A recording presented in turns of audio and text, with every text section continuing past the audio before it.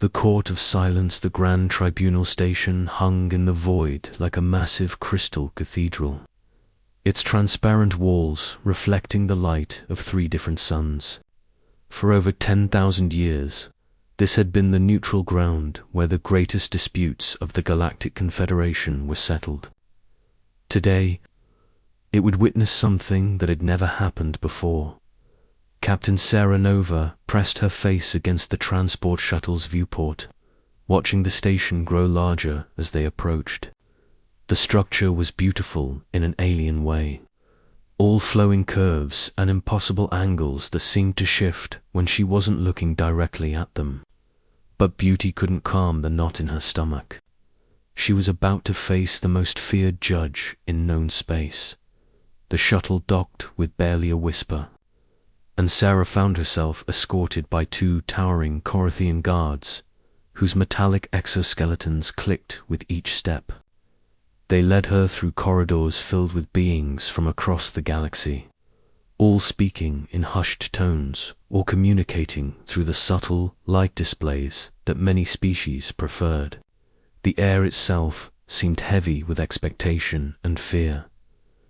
Judge Vexthera had presided over this court for 3,000 years without speaking a single word aloud. Her telepathic judgments were absolute, transmitted directly into the minds of all present. She could read thoughts, examine memories, and deliver verdicts with perfect clarity without ever moving her lips. The alien species of the Confederation revered her as the most just arbiter in existence. Sarah had never met a telepath before. Humans were one of the few species in the galaxy that couldn't naturally communicate through thought alone. Most aliens considered this a primitive limitation.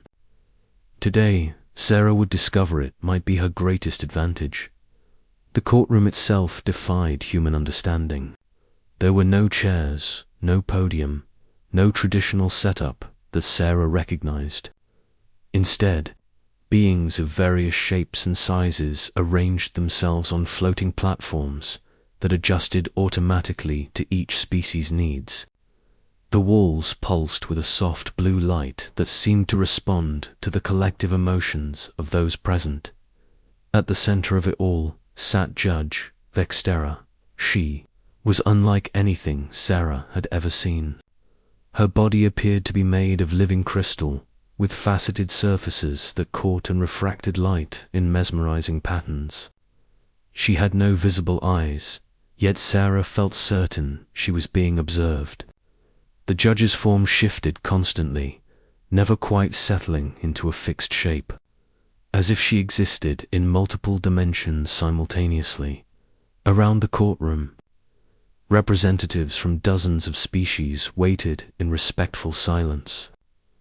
Sarah recognized a few from her diplomatic training, the serpentine Zephyrians with their scale-covered hides that changed color with their emotions, the gaseous Nathani, who existed as controlled clouds of luminescent particles, and the insectoid scroll whose compound eyes reflected the chamber's light like mirrors. All of them were completely still, their attention focused on the judge. Sarah realized they were already communicating, thoughts flowing back and forth in channels she couldn't access. She was the only one present who existed in traditional silence. A Zephyrian prosecutor named Kethma rose on his platform, his scales shifting to an aggressive red pattern. Without speaking, he began to project his case directly into the minds of all present.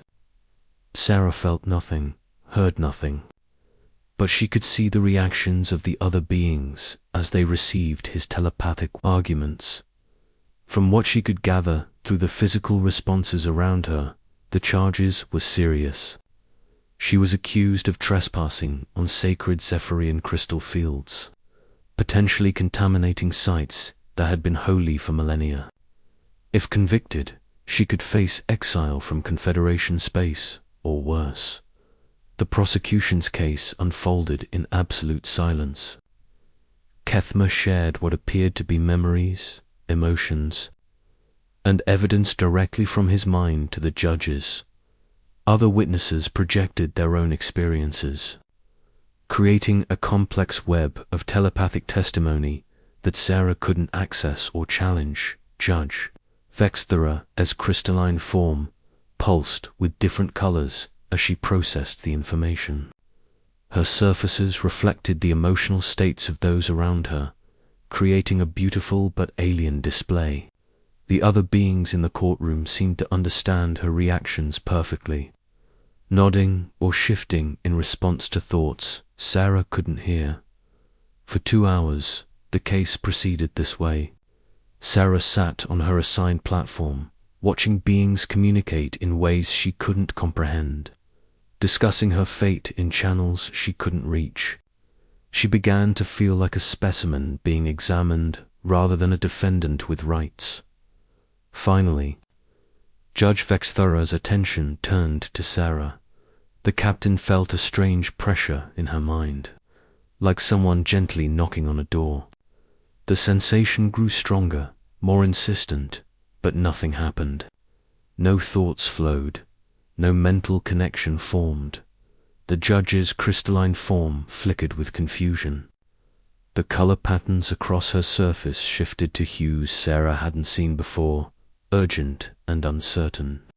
For the first time in the proceedings, there was a disturbance in the perfect telepathic harmony of the courtroom. Sarah realized what was happening.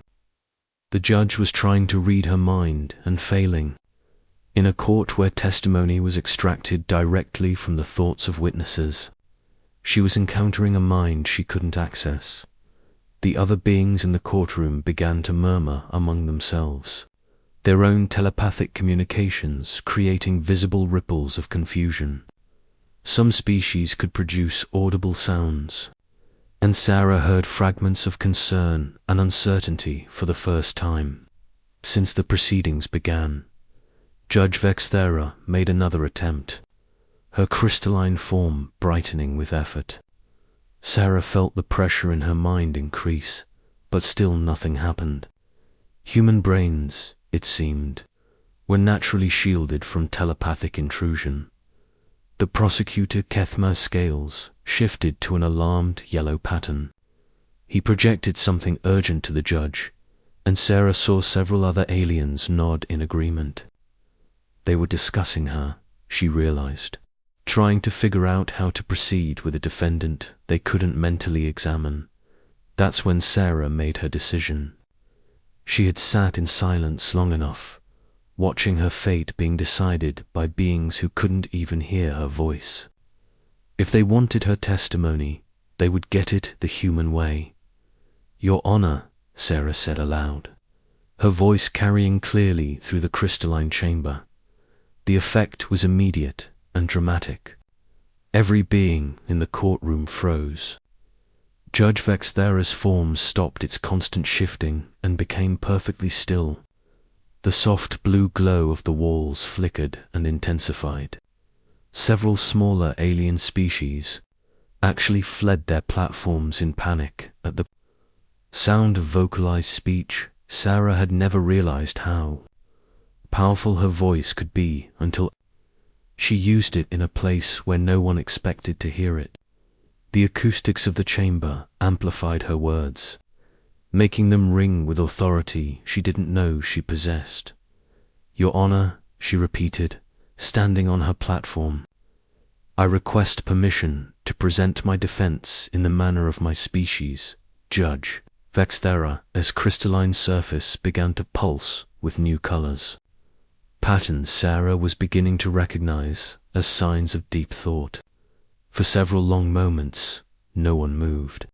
The telepathic web that had connected the courtroom seemed to have been disrupted by Sarah's vocal intervention. Then, for the first time in 3,000 years, Judge Vexthera spoke aloud. Her voice was like wind chimes made of starlight, musical and ethereal, yet carrying unmistakable authority. "In all my centuries of service to this court, no being has ever been unable to share their thoughts directly. You present a unique challenge, human." Sarah felt a thrill of victory. She had forced the ancient judge to adapt, to step outside her established patterns. With respect, Your Honor, I believe my people have something valuable to offer this court. We call it due process, the right to face our accusers, to present evidence, and to be heard in our own voice. The judge's form shifted again, her surfaces reflecting what Sarah hoped was curiosity rather than anger. Proceed, human. Share your voice with this court. Around the chamber, alien beings leaned forward with fascination. For the first time in galactic legal history, they were about to hear a defense presented in audible words rather than shared thoughts. Sarah took a deep breath and began to tell her story, knowing that everything depended on making them understand that sometimes the most profound truths could only be spoken aloud. Breaking the silence, Sarah's voice rang out across the crystalline chamber with a clarity that surprised even her. She had spent years training as a diplomat, but nothing had prepared her for speaking in defense of her life before beings who had never needed to hear words to understand truth. 3 weeks ago, she began, I received a distress signal from the Zephyrian mining station on Kepler 4 for 2B. The message was brief but desperate. They said their miners were trapped in the crystal caves and needed immediate assistance. Prosecutor Kethma's scales shifted to an indignant orange, and Sarah felt the wave of telepathic denial he projected to the judge, though she couldn't understand its content. Judge Vextera's crystalline form pulsed in response, processing the competing claims. Your Honor, Sarah continued, I know the prosecutor is telling you that no such message exists in their official records. That's because the miners who sent it were already beginning to lose their individual consciousness. The sacred crystals your people revere so deeply were not just storing their spiritual energy, they were trapping it. A ripple of shock went through the assembled aliens. Several species that could vocalize made sounds of surprise or disbelief. The Zephyrians present began to communicate frantically among themselves, their scales flickering through rapid color changes. Sarah reached into her uniform and withdrew a small device that she placed on the platform before her. This is a human audio recorder. Unlike telepathic communication, sound waves leave physical traces that can be preserved and analyzed. I have the original distress call right here. Judge Vexera leaned forward, her crystalline features focusing on the device with obvious curiosity. In 3,000 years of judging telepathic testimony, she had never encountered physical evidence that existed independently of memory or perception. Sarah activated the device. The voice that emerged was clearly Zephyrian, speaking in their native tongue, but the words were translated by her universal communicator. Help us. We are losing ourselves. The crystals sing so beautifully, but we cannot remember who we are. Please, anyone who can hear this.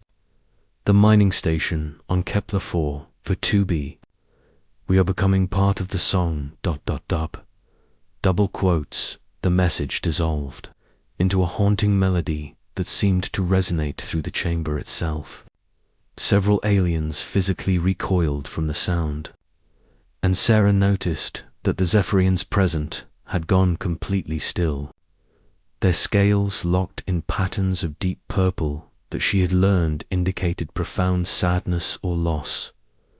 The crystals in those caves, Sarah explained, don't just store consciousness like your people believe. They absorb it, slowly drawing the life force of anyone who spends too much time near them. The miners had been working in those caves for months. By the time they sent this message, they were already forgetting their own names. Judge Vextera's voice came like a whisper made of light. How is it possible that we did not know of this? Sarah looked directly at the judge, something that made several aliens gasp in shock at her boldness. Because no one ever asked the right questions out loud. Telepathic communication shares feelings, memories, and impressions. But it doesn't always share hard facts. When someone's consciousness is being slowly absorbed by crystals, their telepathic abilities become compromised first. They can't project clearly anymore. They can only make sounds. The implications of Sarah's words were staggering. Around the chamber, beings who had relied exclusively on telepathic communication for millennia began to understand that there might be entire categories of truth that could only be expressed through voice. Prosecutor Kethma stood again, his scales now a confused mixture of colors that seemed to argue with itself. He projected something urgent to the judge, but Sarah could see doubt in his posture. "Your Honor," Sarah said, "I request permission to present additional evidence that can only be verified through non-telepathic means." The judge nodded, her form shimmering with what Sarah was beginning to recognize as intense concentration. "Continue." Sarah activated another device. This one, a holographic projector that filled the space above the courtroom with a three-dimensional image of the mining station. "This is what the station looked like when I arrived. You can see that the mining equipment has been abandoned in place. Tools are scattered everywhere, as if the workers simply stopped in the middle of their tasks." The hologram shifted to show the interior of the crystal caves. The formations were indeed beautiful, growing in impossible spirals and patterns that seemed to pulse with their own inner light. But scattered among them were personal belongings, clothing, and equipment that painted a picture of people who had gradually lost the ability to distinguish between themselves and their surroundings. "I found 12 miners in those caves," Sarah continued. "They were alive, but barely conscious. They moved like sleepwalkers, touching the crystals and humming in harmony with some frequency I couldn't hear. When I tried to communicate with them telepathically through my translator, there was nothing there. But when I spoke to them out loud, ... She activated another audio recording. This one was her own voice, calling out in the caves, followed by faint responses in The voices sounded confused, lost, but unmistakably present. They could still understand spoken words, Sarah explained. The crystals had absorbed their telepathic abilities, but not their capacity for auditory processing. I was able to guide all 12 of them out of the caves and back to safety using nothing but my voice. Judge Vex. Farah was silent for a long moment, her crystalline form cycling through colors Sarah had never seen before. When she finally spoke, her voice carried a weight that hadn't been there before. In 3,000 years of telepathic testimony, I have never encountered a case where spoken words revealed truth that mental communication had hidden. You suggest that our most advanced form of communication may have limitations. Sarah nodded. Every form of communication has strengths and weaknesses. Your Honor, telepathy is incredibly efficient for sharing emotions and experiences. But sometimes, the most important truths are simple facts that need to be stated clearly and preserved exactly as they were spoken. She gestured to the holographic evidence floating above them. These recordings, these images, these physical traces, they exist independently of anyone's memory or interpretation. They can't be changed by emotion or perception. They are what humans call objective reality. The concept was clearly revolutionary to the assembled aliens. Sarah could see them struggling to understand how truth could exist outside of shared consciousness. Prosecutor Kethma approached his platform's edge. his scales now showing the deep blue pattern that Sarah had learned indicated a Zephyrian in distress. When he spoke, it was aloud, his voice rusty from disuse. If, ... if what the human says is true, then we have been wrong about the sacred crystals for millennia. We thought they were preserving the consciousness of our ancestors, but they might have been consuming them. Judge Vexthera turned her attention to the prosecutor. You speak aloud as well now. It feels different, Kethma admitted. When I project my thoughts, I share my certainty along with my words. But when I speak, I can express my uncertainty without projecting it to everyone present. It allows for ... doubt, for questions, for truth-seeking rather than truth-declaring, Sarah added. That's what my people call the adversarial system. Both sides present their evidence, ask questions, and challenge each other's assumptions. The goal isn't to share what we believe is true, but to discover what actually happened. Judge Vexthera's form began to glow brighter. You are suggesting that this court, which has served the galaxy for 10,000 years, has been operating on fundamentally flawed principles. Sarah took a deep breath. This was the moment that would determine everything. Your Honor, I am suggesting that this court has been operating on incomplete principles. Telepathic truth-sharing is incredibly powerful, but it's not perfect. When you add spoken testimony, physical evidence, and the right to question assumptions, you create a more complete picture of reality. She gestured to the evidence still floating above them. Those 12 Zephyrian miners are alive today because someone was finally able to hear their voices when their minds could no longer call for help. How many other truths might we discover if we start listening to what can only be said aloud? The chamber fell silent again, but this time it was different. Instead of the oppressive quiet of absolute authority, there was the thoughtful pause of minds genuinely considering new possibilities. Judge Vexthera spoke again, her voice stronger now, more confident with each word. Captain Nova, your evidence has convinced this court that your actions were not only justified but necessary. You were cleared of all charges. Relief flooded through Sarah, but the judge wasn't finished. Furthermore, Vexthera continued, this court hereby establishes new protocols.